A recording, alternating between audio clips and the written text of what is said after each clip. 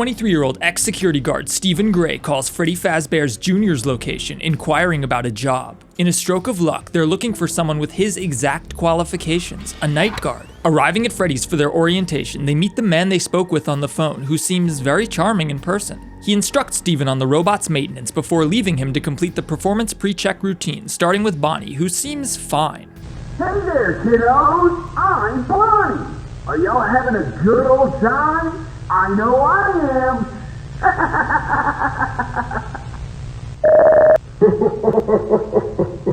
Would you kids like to hear a joke? Why couldn't the pony sing a lullaby? Because she was a little horse.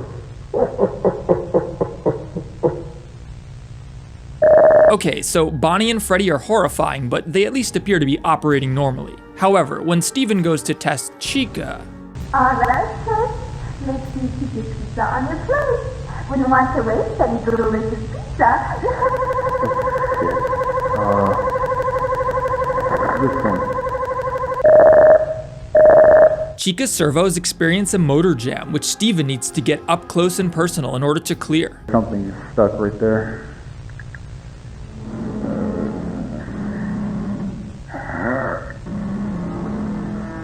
Yeah, this thing is really stuck.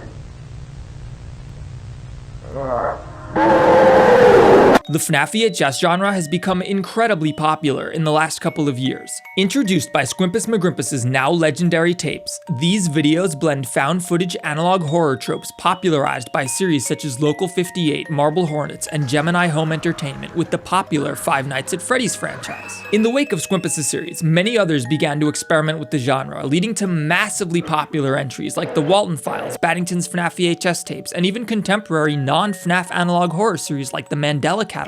2 years ago, Reach Animation started their own FNAF VHS series. The first episode showcased Funtime Freddy, and it looks like it was more of an animation test than anything else, but the second episode got a lot more interesting. It's a Chica maintenance video that's heavily inspired by the first episode of Squimpus' OG series. Next, they'd release home security footage.mp4, a Joy of Creation themed VHS tape with an absolute gut punch of a withered Bonnie jump scare. What? I told you it was a gut punch. Just like Battington's first videos, these earlier episodes are more like standalone experiments. They aren't really telling a larger story. That would all change with the next video, Anomaly Report, which would be the start of the Incident Logs, an ongoing VHS narrative. In this tape, Funtime Freddy walks down the hall in a way that sort of makes him look like he's sick and about to puke. More importantly, after this we get the debut of Ennard, who looks awesome. See these two puppies? Subscribe. Subscribe to Theft King. In Performance Compromise, we see what appears to be security footage of the Funtime animatronics on stage. After a few moments, the lights shut off and everyone other than Circus Baby flees. Her face lights up in a manner akin to Freddy's from FNAF 1 before the camera pans and...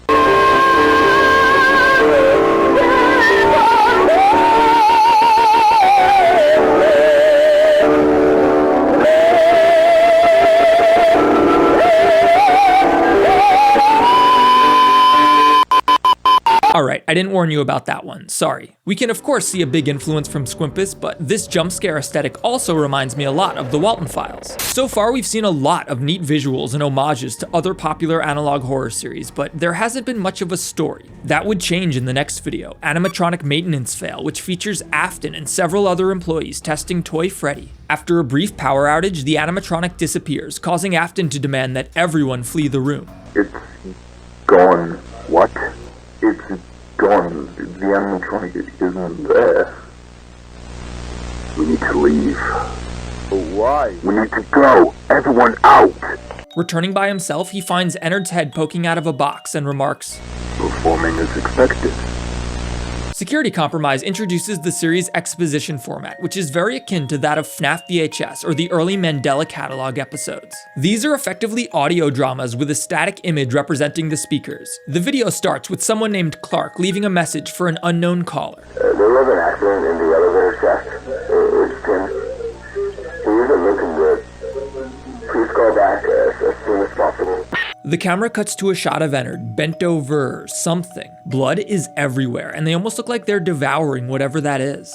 We cut back to another phone call, which again goes to voicemail. I don't know what you're doing right now, but we need your assistance. This is serious. After an unknown amount of time passes, we hear one final voicemail. After the beep, we will return your call.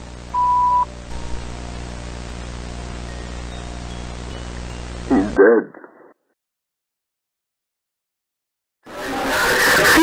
We cut to a shot of someone driving through the woods, an obvious homage to Local 58's legendary "You are on the fastest available route." Whoever is driving mentions that they just got off the phone with Clark, the Funtime engineer who we've heard leaving the messages. Clark claims that Tim was mauled by a fan in the elevator shaft, which doesn't make any sense. How do you get mauled by a fan? He goes on to explain that a few months ago they found evidence of something roaming around the Funtime facility, and that Clark mentioned that the new animatronics have been having issues. Whoever is talking mentions that they're suspicious of Afton. We get a nice evil villain speech from Afton before the employee from before arrives on the scene. He witnesses Ennard devouring the body of Tim before quickly fleeing. Driving away in a panic, they're now thoroughly convinced that Afton is up to something and decide that they need to go to the police. They file an incident report with the local sheriff's department, who promptly arrest Afton and dismantle all of the animatronics, saving the day.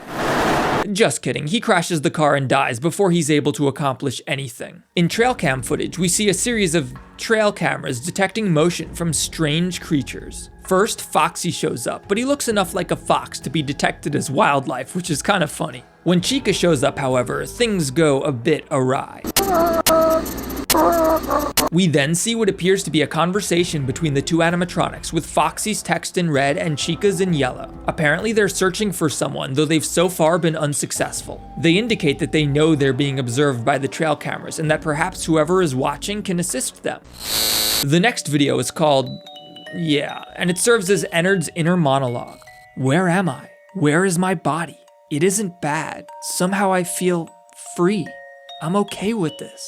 Please, forgive me. This video served as the end of the Incident Logs Volume 1, but then Volume 2 started pretty shortly after with Autopsy, which indicates that Ennard has been taken into custody. The next episode, Victim, starts with another Mandela Catalog-esque exposition segment. FBI agent Adrian Crawford is investigating Fazbear Entertainment and currently interrogating co-owner Henry Emily, who insists that their only goal is to use the art of machinery to bring delight to children. Adrian brings up evidence of the many accidents that occurred involving the Funtimes and suggests that they were more than just accidents. It turns out that Henry has been lied to by William and led to believe that their employees had died from accidents and natural causes like heart attacks, when in reality they had been brutally eviscerated. Adrian insists that this is the work of a killer operating out of their facility. We cut to security camera footage of Ennard on the ceiling while two people make their rounds and chat amongst themselves. They quietly watch them from the shadows before.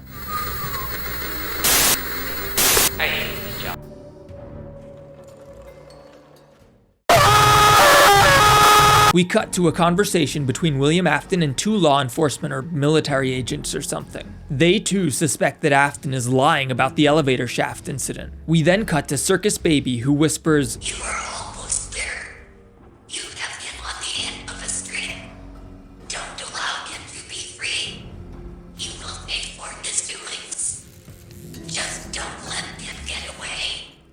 Not again." We cut back to the earlier clip of the employee fleeing from the facility the night of the elevator incident. It turns out Ennard followed behind.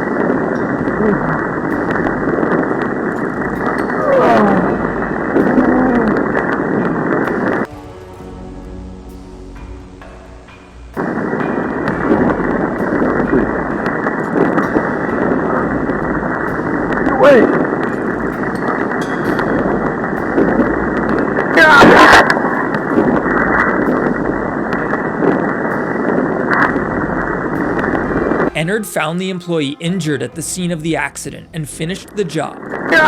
Paramedics and firefighters arrive, and when they locate the body, they're confused as to why it's so mangled. We finally witness the now infamous elevator incident. Tim is traveling down into the sister location facility when they hear a loud crash.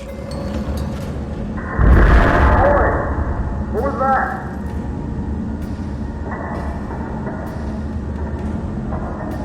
Boy!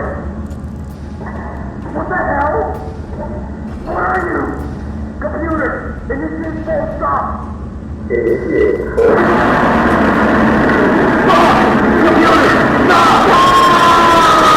Baby has apparently just shown Henry this same footage we've just seen and begs him to confront Afton for his crimes and put a stop to this. Things come to a climax in the series' penultimate episode, Perspective, in which we witness a well-equipped SWAT team attempt to decommission the Funtime animatronics. The episode begins with the same FBI agent who interviewed Henry earlier, explaining that Afton has since been charged with 4 counts of murder. Presumably, Henry went to Adrian with the video of the elevator incident, leading to his arrest. With that taken care of, all that's left to do is decommission the dangerous animatronics, which the authorities believe are simply crude robots programmed to kill. This is also perhaps the incident report's biggest weakness. There's a lot of exposition. The SWAT team closes in on the Funtime facility. They search the area and deploy a remote-controlled rover into the vents, which obtains visual on Ennard, or the anomaly. As they close in on Ennard, they breach the room that they believe him to be in. They don't see anything in there, but they hear footsteps from outside. Funtime Foxy approaches, leading to what is perhaps my favorite moment in any FNAF VHS series ever. Hit forward! Firing position!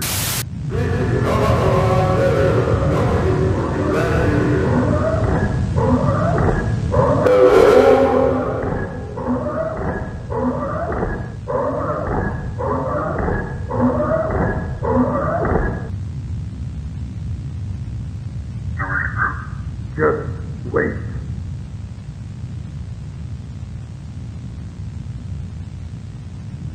Open fire!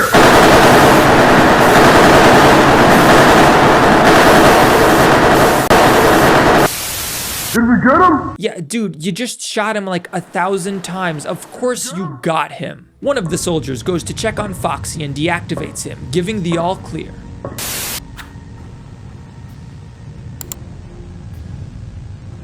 All clear. I think we can do.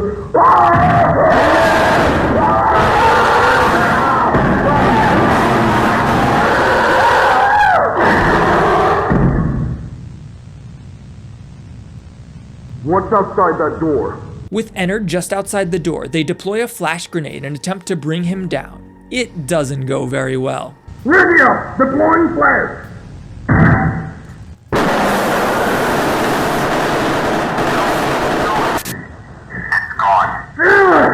Unit 1 to dispatch. We have suffered random casualties.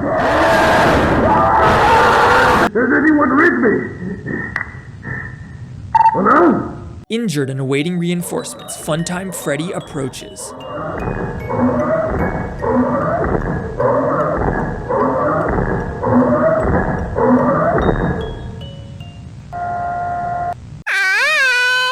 And then he very stylishly dips out of there. The group prepares to leave when suddenly...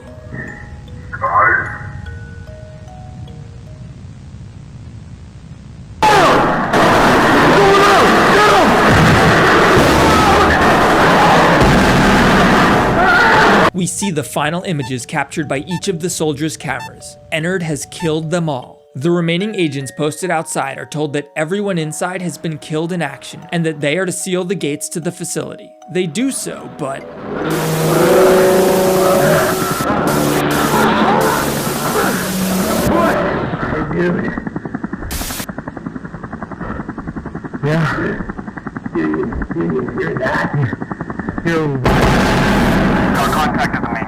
Ennard flees through the woods as the mission is aborted. We get one final log from Adrian, who's convinced that Ennard is headed in his direction at the behest of Afton. Knowing that he certainly won't be able to fight off the creature that just took out an entire SWAT team, he awaits the anomaly, a pistol and grenade in hand.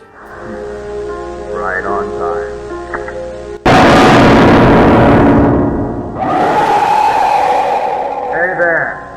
guys.